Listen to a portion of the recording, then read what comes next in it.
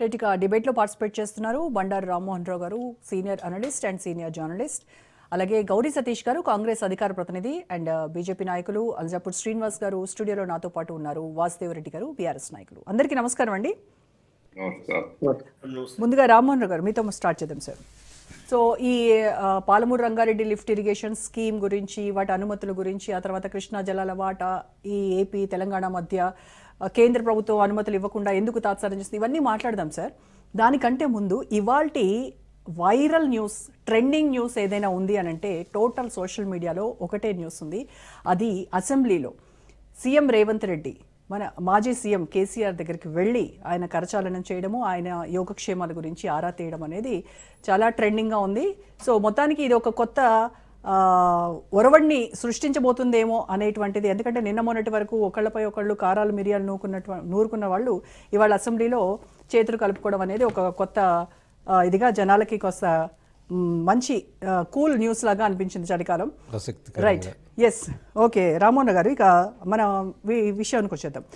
Palamuru Rangareddy lift irrigation project BRS హయాంలో 90% పూర్తయింది అని బీఆర్ఎస్ వాళ్ళు అంటున్నారు.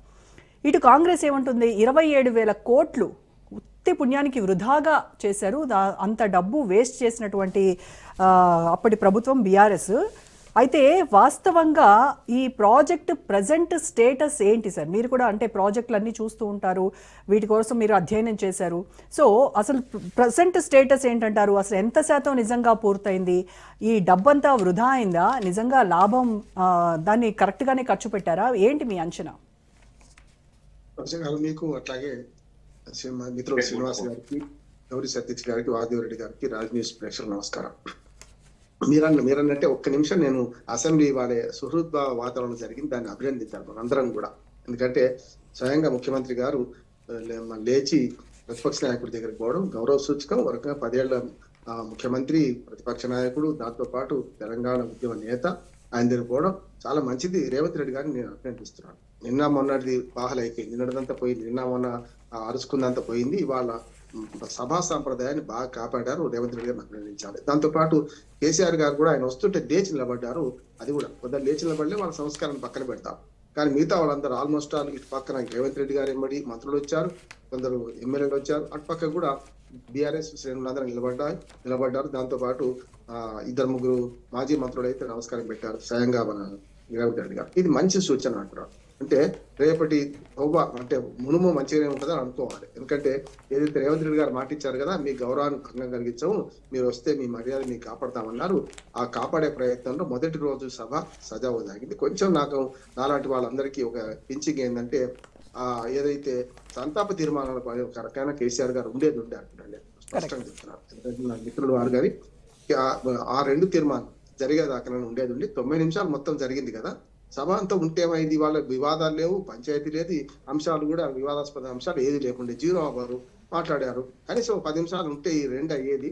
నా ఉద్దేశం అంటే కొంచెం అక్కడ మరి కేసీఆర్ గారు ఎందుకు ఉండలేదో తెలియదు, ఆయనే చెప్పాలి. ఆ మాట కూడా రేవంత్ రెడ్డి గారు అన్నారు. మన ప్రెస్ వాళ్ళు గెలికారు కూడా. ఏమని అంటే, ఈ సంగతి ఏంటంటే నేనేం చెప్పను, వారిని అడగండి అన్నారు. చాలా మర్యాదగా అంటున్నాను. ఈ వరవడి రేపు 2వ తేదీ నుంచి కొనసాగితే మంచిది, అందరికీ మంచిది అంటున్నారు. సభా సమయాన్ని దుర్వినియోగం చేయకుండా చర్చ జరగాలి. ఇప్పుడు మీ దగ్గరకు వస్తాను. మీరు చెప్పిన ప్రశ్నకు మొదటిది ఏంటంటే, దీని మీద అసత్యాలు అసత్యాలే బయట ప్రచారంలో ఉన్నాయి. 2 రకాలు, ఇటు పక్క. ఏదైనా సరే ఇవాళ మొదలుపెట్టింది కాదు, పాలమూరు రంగారెడ్డి ఇవాళ మొదలుపెట్టింది కాదు, గతంలో కాంగ్రెస్ హయాంలో మొదలుపెట్టింది. కేసీఆర్ గారు రాగానే కొత్తగా మొదలుపెట్టింది కూడా కాదంటున్నాను.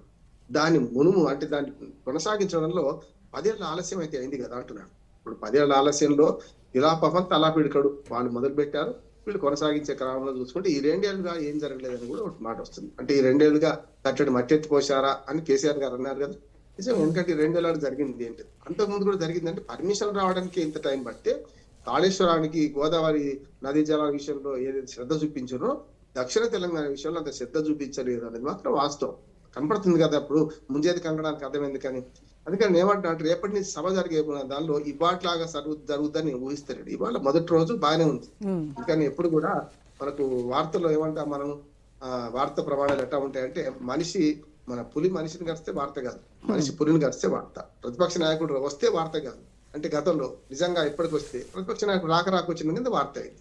ఇది కూడా ఏమంటున్నారంటే, ఈ నీటి విషయంలో ఏం చేయాల్సిందంటే, ప్రజల ముందు శ్వేతపత్రం బయట పెట్టాలంటున్నాను. ఎందుకంటే అరుచుకుంటే లాభం లేదు.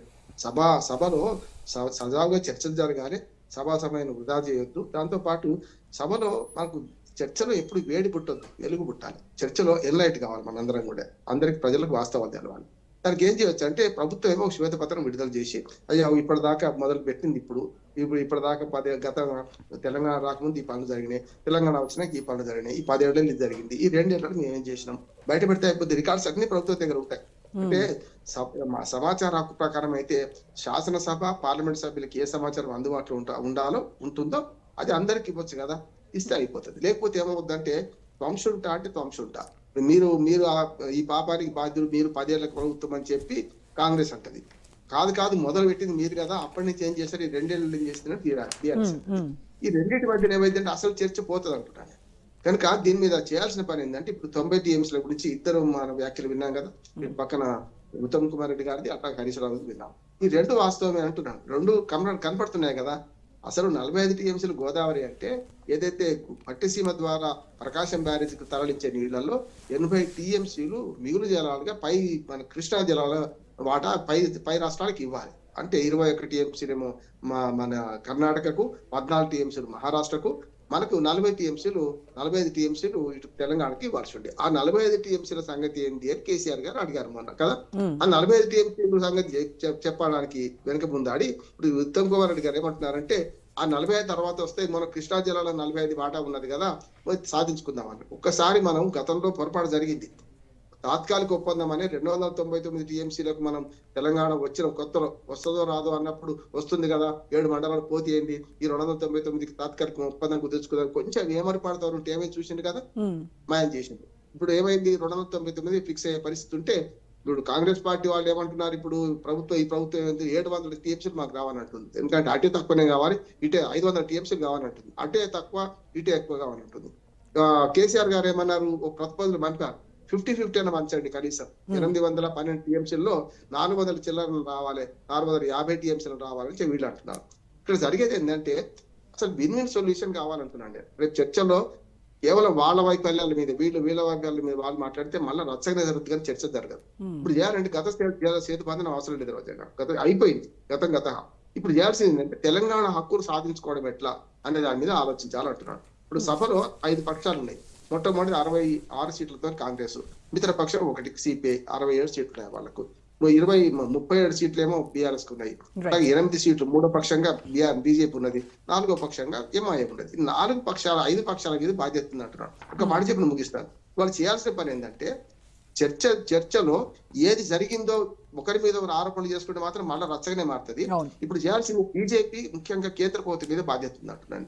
శ్రీనివాస్ గారు నాకు మంచి మిత్రుడు, వారికి కూడా సలహా ఏంటంటే ఇప్పుడు ఈ 2 పక్షాలు దోనోలు అడిగితే తీరొక ఫాయిదా అవుతా అంటే మనము ఏమంటారు దాన్ని, కోతి మన రొట్టె ముక్క సామెత లాగో, లేకుంటే పిట్టపోరు పిల్లి తెరిచిందనో వీళ్ళు కొట్లాడుకుంటే చూసుడు కాదు, 4 ముక్కలాట ఆడుతున్నారు ఇక్కడ. ఒక మాట ఏంటంటే ఇక్కడ రేవంత్ రెడ్డి గారు చంద్రబాబు నాయుడు గారు ఇప్పుడు ముఖ్యమంత్రులుగా, అంతకుముందు కేసీఆర్ గారు జగన్మోహన్ రెడ్డి గారు ఉన్నారు, అంతకుముందు కేసీఆర్ గారు చంద్రబాబు నాయుడు గారు. ఈ 2 రాష్ట్రాల ముఖ్యమంత్రులు, ఈ 2 రాష్ట్రాల ముఖ్యమంత్రులు ప్రతిపక్ష నాయకుల్ని అట్లాగే జలవనరుల నిపుణుల్ని అందరూ కూర్చుని బాధ్యత హక్కు కూడా ఎవరికి ఉంది అంటే కేంద్ర ప్రభుత్వానికి ఉంది. ఇప్పుడు ఈ చర్చ పెట్టుకుంటే వృధా చర్చ అయింది కానీ అంతకని ఏం లేదు. కేంద్ర ప్రభుత్వం ఏం చేయాలంటే జలవనరుల శాఖ వాళ్ళకే ఉన్నది, అట్లాగే జలాల మన దేశీ జలాలన్నీ కూడా పంచే హక్కు వాళ్ళకే ఉంది కనుక కూర్చుని పెట్టి కోర్టులో కేసులు కూడా లేవమ్మా. గతంలో కేసీఆర్ గారు కేసు సుప్రీంకోర్టులో విత్డ్రా చేసుకున్నారు. అప్పుడు తెలంగాణ ప్రభుత్వం, కేసీఆర్ అనొద్దు, తెలంగాణ ప్రభుత్వం విత్డ్రా చేసుకుంది కదా. ఇప్పుడు ఎలాంటి కేసులే ఏం లేవు కదా. కేంద్ర ప్రభుత్వం ఈ 4 ఇప్పుడు చెప్పాను కదా, ముఖ్యమంత్రులు వీళ్ళిద్దరు ఉన్నారు, మాజీ ముఖ్యమంత్రులు వాళ్ళిద్దరు ఉన్నారు. అందరిని కూర్చుని పెట్టి రేపు ఈ తెలంగాణకి ఏం న్యాయం జరగాలి, ఆంధ్రప్రదేశ్కి ఏం న్యాయం జరగాలి, 2 జరగాలంటున్నాను. కేవలం తెలంగాణ గురించి మాట్లాడుతున్నాడు. 2 ఉభయ తెలుగు రాష్ట్రాలు. ఇప్పుడు తెలుగు జాతి మనది, నిండుగా వెలుగు జాతి మనది శ్రీరారెడ్డి గారు రాసిన వాడే ఉద్యమ సమయంలో 2గా వెలుగు జాతి మనది అన్నాడు కదా. 2 రాష్ట్రాలకు న్యాయం జరగాలి. ఇప్పుడు అంతర్రాష్ట్ర ఒప్పందాలు జరుగుతున్నాయి. మనకి గతంలో మిగతా రాష్ట్రాలకు మనకు పంచాయతీ లేదు. ఏమున్నా గోదావరి జలాల విషయంలో ఆంధ్రప్రదేశ్ కు తెలంగాణకి ఎన్ని పంచాలి, అట్లాగే కృష్ణా జలాలు ఎట్లా పంచాలి. కేంద్ర ప్రభుత్వం చొరవ తీసుకుంటే ఈ సమస్య పరిష్కారం దొరుకుతుంది. Win solution, zero sum game. మీరు నష్టపోతే నేను లాభపడతా, నేను లాభపడితే మీరు నష్టపోతారంటే ఇంకా 10 ఏళ్ళైనా తెగదు. సో మధ్య మార్గంగా ఏదో ఒక పరిష్కారం చూపించాల్సినటువంటి బాధ్యత కేంద్ర ప్రభుత్వం మీద కేంద్ర ఉందంట. ప్రభుత్వం రైట్ మీద సార్, ఎస్. బాధ్యత. అసెంబ్లీ సాక్షిగా మంచి చర్చ జరగాలి, గతంలో లాగా బూతులు మాట్లాడుకోకపోతే మంచిది అంటున్నాడు.